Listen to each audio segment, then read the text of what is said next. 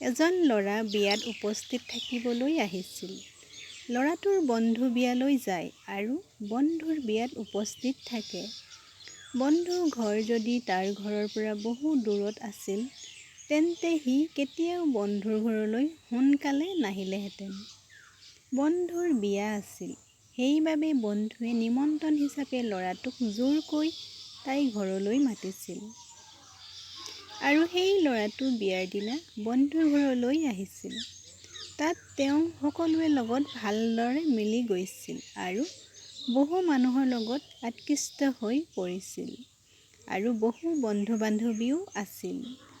বিয়াৰ শেষলৈকে ল'ৰাটো একেই থাকিল আৰু নিজৰ বৈবাহিক ঘৰত বহু মানুহৰ লগত বহুত ভালদৰে মিলি গ'ল। কিন্তু সেই বিয়াখনলৈ এজনী ছোৱালীও আহিছিল, বন্ধুৰ ঘনিষ্ঠ আত্মীয় ছোৱালী। বিয়াত বহুত মানুহ ব্যস্ত থকাৰ বাবে ল'ৰাটোৱে ছোৱালীজনীৰ লগত লাহে লাহে কথা পাতিবলৈ ধৰিলে, ইফালে সিফালে কিছুমান বস্তু ৰখাৰ উদ্দেশ্যে।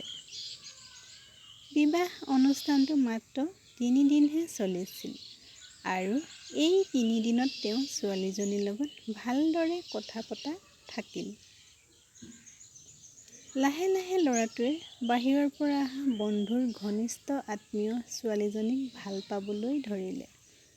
কিন্তু সেই ছোৱালীজনীৰ হাতত এই বিষয়ে কোনো ধৰণৰ তথ্য নাছিল। ল'ৰাটোক ভাল পাই থকাৰ সময়তে সি তাৰ নম্বৰটো বিচাৰিছিল আৰু বিয়াৰ পিছত ঘৰলৈ গ'লে ঘৰৰ পৰাও সেই ছোৱালীজনীৰ লগত বন্ধু হিচাপে কথা পাতিছিল। সেই ছোৱালীজনীৰ হৃদয়ত কি আছে ল'ৰাটোৱেও নাজানিলে আৰু ল'ৰাটোৰ হৃদয়ত কি আছে ছোৱালীজনীয়েও নাজানিলে। প্ৰায় এবছৰ বন্ধু হিচাপে কথা পতাৰ পিছত ছোৱালীজনীয়ে আন ঠাইলৈ বিয়া পাতিবলৈ ওলাইছিল। কাৰণ মোৰ বন্ধুৰ লগত হিচাপে কথা পাতি থকাজনে এই ছোৱালীজনীক বহুত ভাল পাইছিল। কিন্তু ল'ৰাজনে কেতিয়াও এই তথ্য ছোৱালীজনীক কোৱা নাছিল। যদিও ছোৱালীজনী তাৰ প্ৰতি অলপ আকৰ্ষিত হ'ব লগা হৈছিল, কিন্তু তাই একেবাৰে তেনেকৈ চিন্তা কৰা নাছিল। হয়, ঘৰতে ভাবি আছিলোঁ, আমি দুয়ো বন্ধু। যদি আমি এনেকৈ কথা পাতোঁ, তেতিয়া সেই ল'ৰাটোৱে আমাৰ লগত কথা নাপাতিব। এদিন ছোৱালীজনীয়ে ল'ৰাটোক ফোন কৰি কয় যে, মই বিয়া হ'ম, তুমি মোৰ বিয়াত উপস্থিত থাকিব লাগিব। আমি দুয়ো বহুত মজা কৰিম। যেন বন্ধুৰ লগত উপস্থিত থাকি সকলো কাম কৰি সকলোকে সুখী কৰিলে। একেদৰে মোৰ বিয়াত উপস্থিত থাকি মোৰ সুখী কৰি বিদায় দিব। এই কথা শুনাৰ পিছত ল'ৰাটোৰ চকুৰ পৰা চকুলো ওলাই আহে। কিন্তু খৰখেদাকৈ সি একো ক'ব পৰা নাই। ল'ৰাটোৱে ছোৱালীজনীক কয়, ঠিক আছে, মই তোমাৰ বিয়ালৈ আহিবলৈ চেষ্টা কৰিম। কিন্তু মোৰ বৰ্তমান কিছু কাম আছে। পিছত আপোনাৰ লগত কথা পাতিম। এই বুলি কৈ ল'ৰাটো নিজৰ কোঠালৈ যায়। সন্ধিয়া হোৱাৰ লগে লগে ল'ৰাটোৱে বিচনাত গৈ শুবলৈ চেষ্টা কৰে। শুই থকাৰ কথা ভাবিলেই সি সেই ছোৱালীজনীক বহুত মিছ কৰিবলৈ আৰম্ভ কৰে।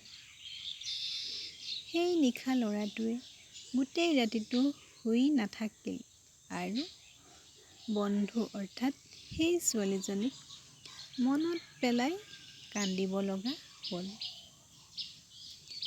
কিন্তু ছোৱালীজনীয়ে নিজৰ বিয়াৰ কথা ভাবি বৰ সুখী হৈ পৰিল।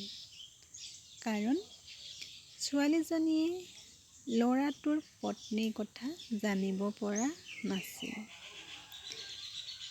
যেনেকৈ ছোৱালীজনীয়ে ভাবি আছিল যে যেতিয়া মোৰ বিয়াৰ বাবে কিছুদিন বাকী থাকিব তেতিয়া মই মোৰ বন্ধুক মোৰ ঘৰলৈ মাতিম আৰু তাৰপিছত দুয়োজনে ইয়াত একেলগে কেইদিনমান কটাম, মজা কৰিম আৰু তাৰপিছত শহুৰেকৰ ঘৰলৈ যাম।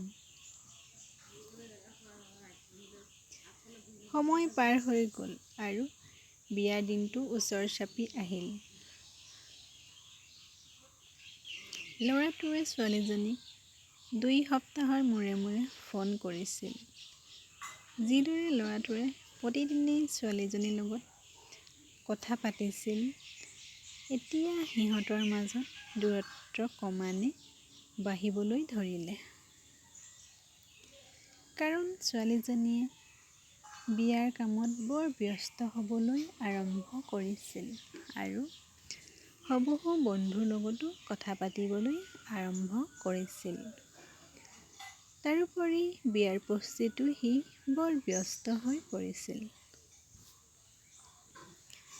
বন্ধু বা প্ৰেমৰ অবিশ্বাস আৰু বিচ্ছেদৰ বাবে ল'ৰাটোৱেও যন্ত্ৰণাত কান্দি আছিল। এইকাৰণে তেওঁৰ তোমাৰ ছোৱালীৰ লগত কথা পাতিবলৈ একেবাৰে মন যোৱা নাছিল। এজন ল'ৰাৰ বিয়া ঠিক হৈ গৈছে আৰু যদি সি তাইৰ বিষয়ে কিবা জানিবলৈ আহে তেতিয়া সি ভাল নাপাব। বিয়াৰ কেইদিনমান আগতেই ছোৱালীজনীয়ে ল'ৰাটোক ফোন কৰি কয়, মাত্ৰ এদিন বাকী, কেতিয়া আহিছা? ইয়াৰ পিছত ল'ৰাটোৱে কয়, অ'কে, মই আজিয়েই নিজেই আহিম। কিছু সময় পাৰ হৈ যোৱাৰ পিছত অৰ্থাৎ সন্ধিয়ালৈকে ল'ৰাটোৱে ছোৱালীজনীৰ বিয়াত উপস্থিত হয়। ল'ৰাটোৱে চকুলোৰে ভৰি থকা চকুৰে ঘৰৰ সকলো কাম কৰি তাইক সজাই আৰু বিয়াৰ আন বহুতো কামত সহায় কৰিছিল। মাত্ৰ পিছদিনা ছোৱালীজনীক বিদায় দিবলৈ ওলাইছিল। আনহাতে ছোৱালীজনীয়ে শহুৰেকৰ ঘৰলৈ যাবলৈ সাজু হৈ আছিল। এবাৰ সেই ল'ৰাটোৱে প্ৰেমৰ পৰা বিচ্ছেদৰ বাবে কান্দিবলৈ মন গৈছিল। এতিয়া ল'ৰাটোৰ বিদায়ৰ সময় ক'ত আছিল?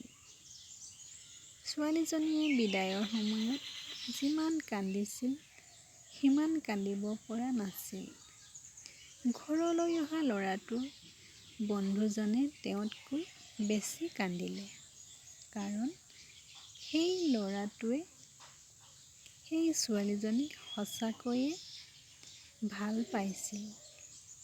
কিন্তু সি কেতিয়াও ছোৱালীজনীক নিজৰ প্ৰেমৰ কথা ক'বলৈ চেষ্টা কৰা নাছিল।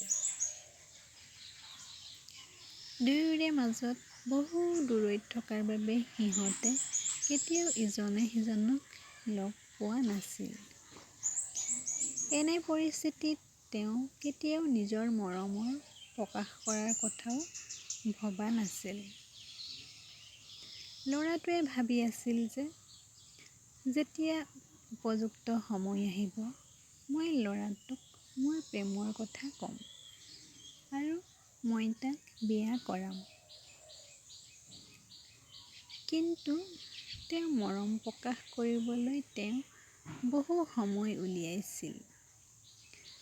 ছোৱালীজনী ডাঙৰ হোৱা সময়ত মাক-দেউতাকে তাইৰ সম্পৰ্ক বিচাৰিবলৈ আৰম্ভ কৰিছিল, যাৰ বাবে ছোৱালীজনী আৰু ল'ৰাবোৰ একত্ৰিত হ'ব নোৱাৰিলে।